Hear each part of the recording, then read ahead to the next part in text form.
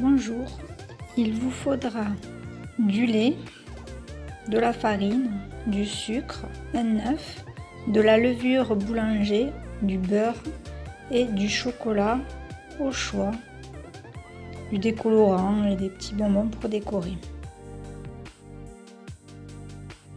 Ensuite, on prend le bol de votre robot et nous y versons le lait avec la levure déshydratée. Et il est préférable de remuer avant pour que la levure s'intègre bien.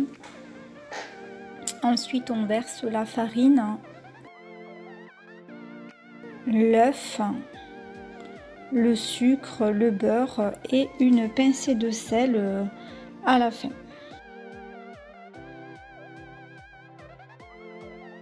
Ensuite, on met le tout à pétrir 5 minutes. Une fois la pâte pétrie, nous allons la laisser lever pendant 1h30 voire 2 heures. Une fois la pâte levée, vous pouvez mettre un peu de farine sur votre plan de travail et nous allons dégazer la pâte. Ensuite, nous étalons la pâte à l'aide d'un rouleau, à peu près 2 cm d'épaisseur. Pas trop fine. Ensuite, si vous n'avez pas de cercle, vous prenez un bol ou un verre de 10 cm de large environ pour faire vos cercles de donuts. Et ensuite, vous prenez un bouchon de bouteille pour faire le centre du milieu.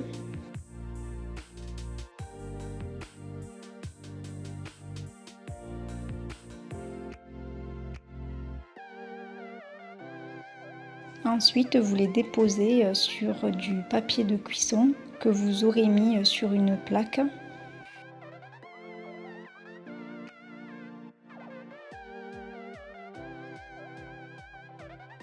Avec la pâte qui reste, nous allons reformer une boule et nous allons à nouveau l'étaler pour refaire des donuts.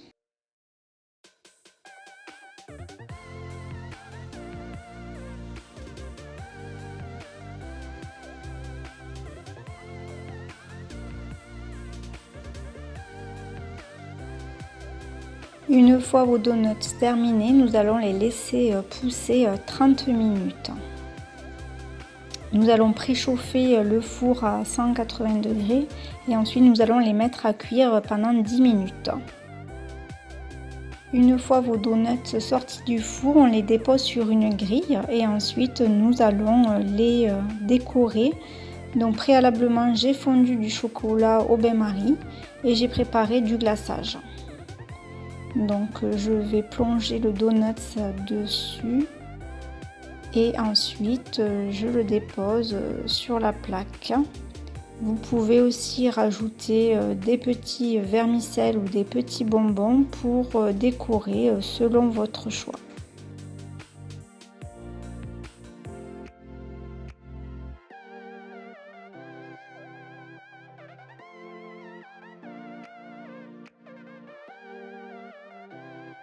Une fois que vous avez fini de décorer vos donuts, vous pouvez les mettre 30 minutes au frigo pour que le chocolat cristallise bien. Voilà, j'espère que cette recette vous aura plu et à la prochaine, bonne dégustation.